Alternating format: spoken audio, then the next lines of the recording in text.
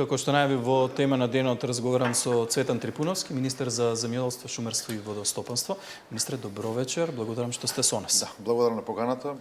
Ќе учествувам со задоволство во. Многу информации излегува во јавност, откако во четвртокот беше приведен директорот на платежната агенција, толку многу бројки, толку многу информации. Може ли за почеток да објасниме што се случува со средствата од ИПАРД? Блокирани се, стопирана е исплатата, што се случува во моментот со овие пари? Да, видете, првенствено е многу важно да кажеме дека борбата со криминалот нема селекција. Така почна ситуација.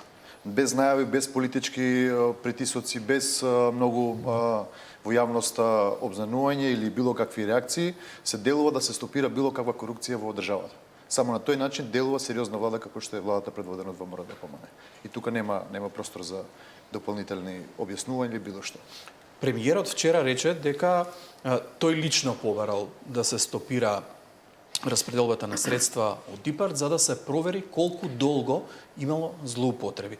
Имате ли вие информации колку долго имало злоупотреби или колкав период ќе биде опфатен со оваа проверка? Видете, веднаш по превземањето на сите активности, односно откривање на овој случај, државата преку механизмите кои што постојат презема активност за да се направат дополнителни проверки што се случувало во самата платежна агенција. Значи, сакам да ги демантирам шпекулациите кои што го комунициравте во јавноста дека Брисел не блокира, ќе бидат изгубени средствата и така натака, што апсолутно не е точно. Напротив, нашата брза реакција како држава во делот на стопирање на сите постапки кои што во моментов се во платежната агенција, во делот на ИПАРД средствата, е поздравено од Брисел. И ние во оваа проверка практично ќе провериме што се случувало внатре во агенцијата. Ова е само еден контролен механизам каде што во моментот ќе се разјаснат ситуациите кои што се случувале во агенцијата.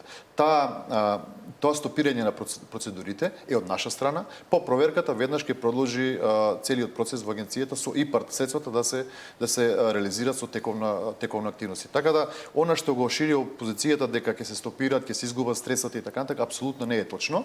Напротив, оваа реакција која што ние преземаме е поздравено од Брисел затоа што верувајте во минатото имаше ситуации каде што по сериозни обвинувања од јавност, од медиумите притисоци па се презема одредени активности. Учени од таквите случаи, реакции, јавноста со внимание ги среди случувањата со овој случај. Аз денеска побарав информација од Европската комисија, од таму велат дека официјално дека побарале дополнителни информации од македонските институции за она што се случува и дека не би можеле да коментираат повеќе во однос на овој случај, но многу информации излегува во јавноста, дури и такви дека ОЛАФ веќе ги проверува постапките во платежната агенција. Дали до овој момент некоја друга институција, освен македонските институции, работат на овој случај? Не, само македонските институции проверуваат што се случувало во платежната агенција.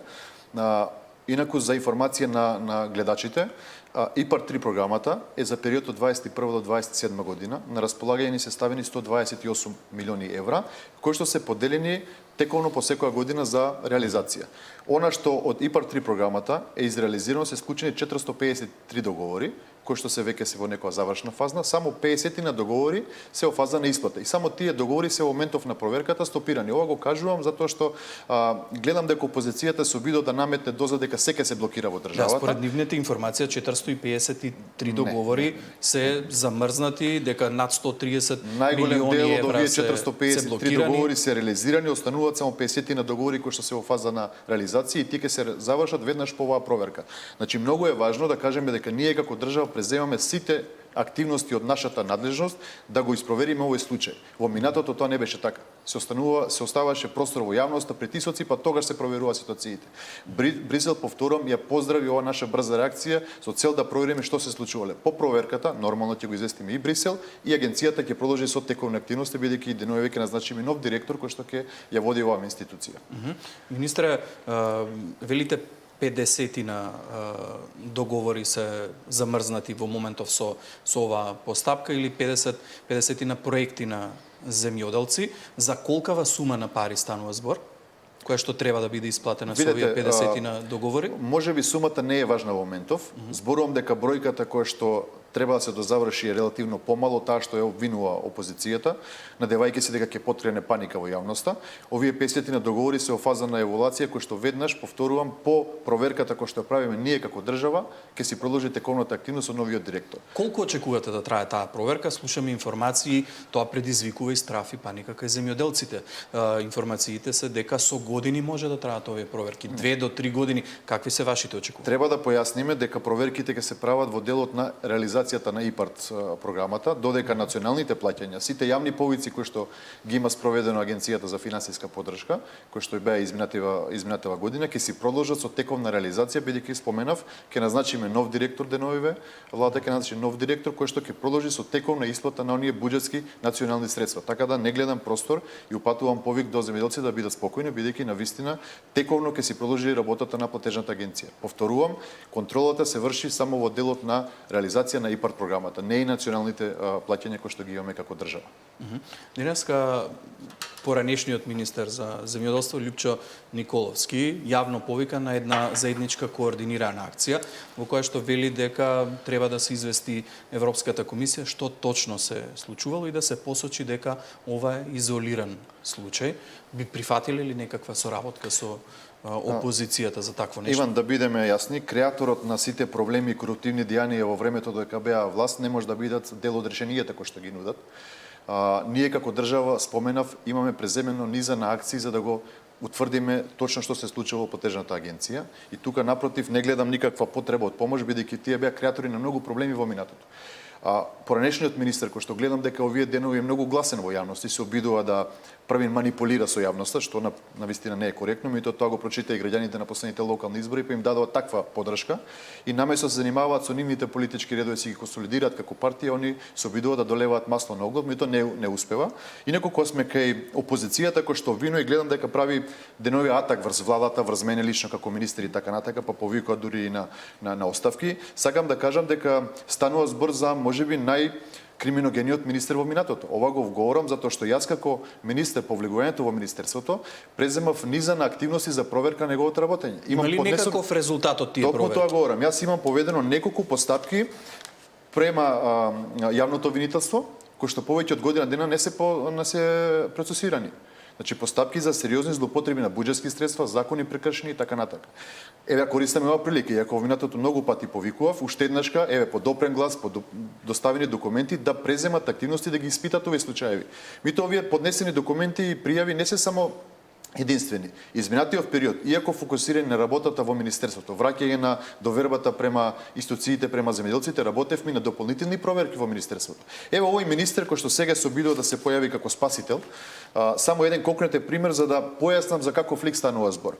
Овој министер во минатото ја заобиколил платежната агенција како тело за спроведувач на програмите кои што ги носи министерството, формирал трошена комисија надвор од процедурите и поделил грантови по 10.000 евра за така наречени мали семени винари со трошена комисија без критериуми над 800.000 евра буџетски средства.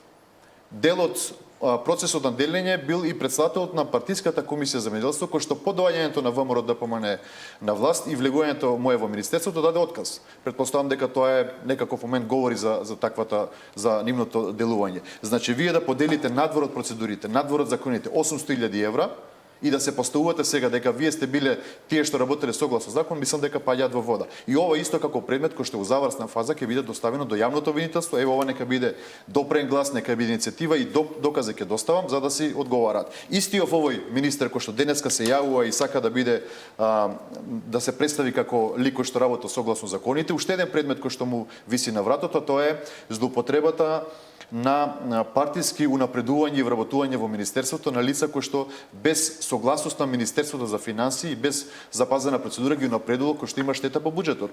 Истиот овој министер, поранешен министер, еве може по-банален пример, се нема раздолжено со техничката опрема која што има лично задолжено во висина од 300.000 денари, како министер се уште нема вратено и затоа му се спрема една тужба.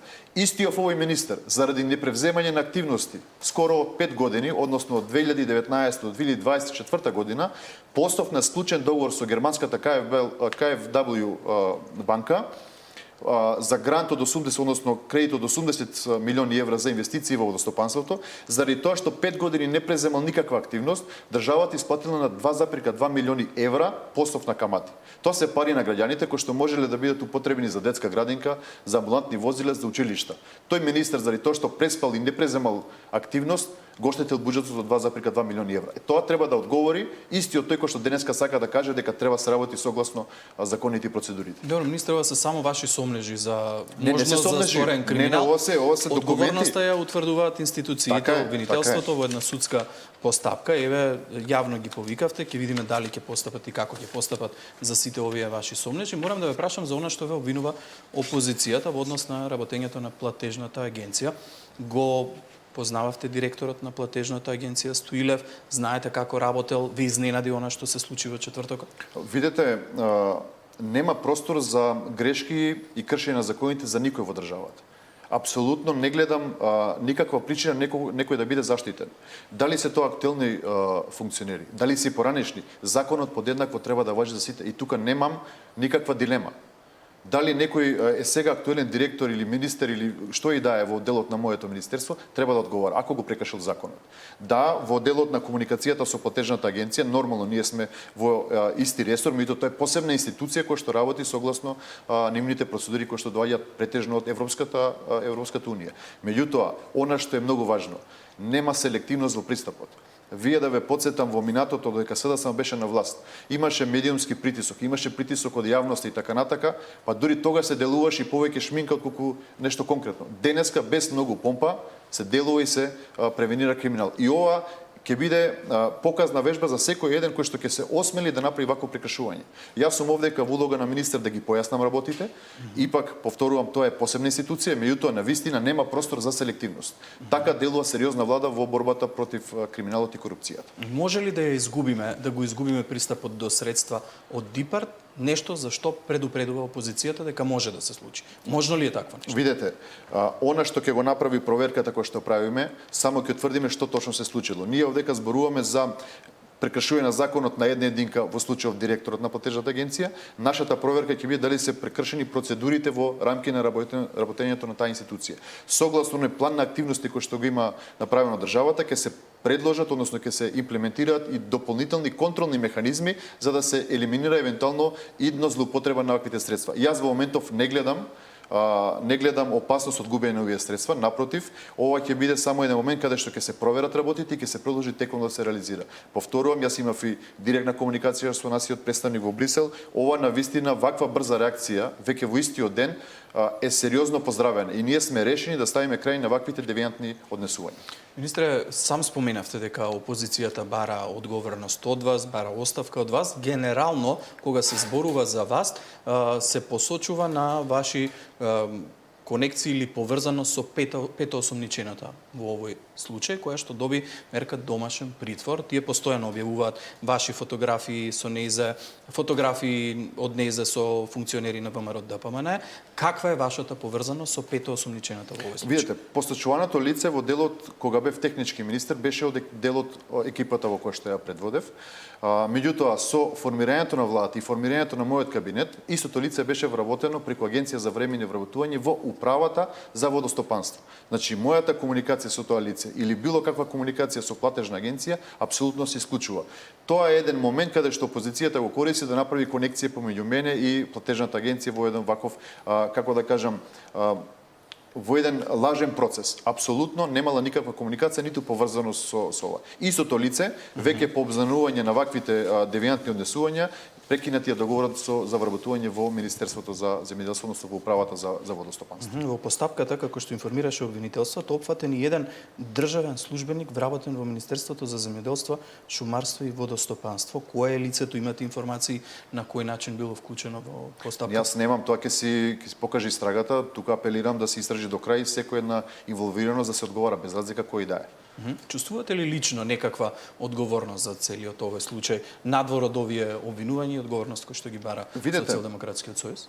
Јас како министер во моментов, единствен приоритет ми е работата согласно закон, решавање на проблемите кои што ги наследивме од претходната власт, да го подобриме аграрниот сектор како еден од столбовите на нашата економија и секоја една комуникација со било кој еден од директор кој што било од областа на земјоделството е во таа насока. Нормално, повторувам, секој кој што ќе се огреши спротивно на законите ќе работи, треба да одговара. И тука немам дилема. Кој да биде во досегашниот, во идниот, ама тука ги опфаќам и сите претходни функционери. Моментот на одговорност не почнува од 24 јуни 2025 година, него почнува од многу порано. Ние кога проверуваме, затоа што обврската моја пред се лична и согласно ветувањето и нормално законско делување се провери секој еден функционер како работел. И нормално треба да има одговорност за таа постапка. Тоа се народни пари, тоа се државни пари. Тоа го очекуваат и граѓаните, тоа го очекува Брисел, тоа го очекуваме сите. Затоа апелирам ние да се утврди одговорноста која има. Органите на прогон да ги процесуираат овие предмети, да покренат, да отворат дела, да проверат што точно се случувало. Јас зборувам за милионски суми.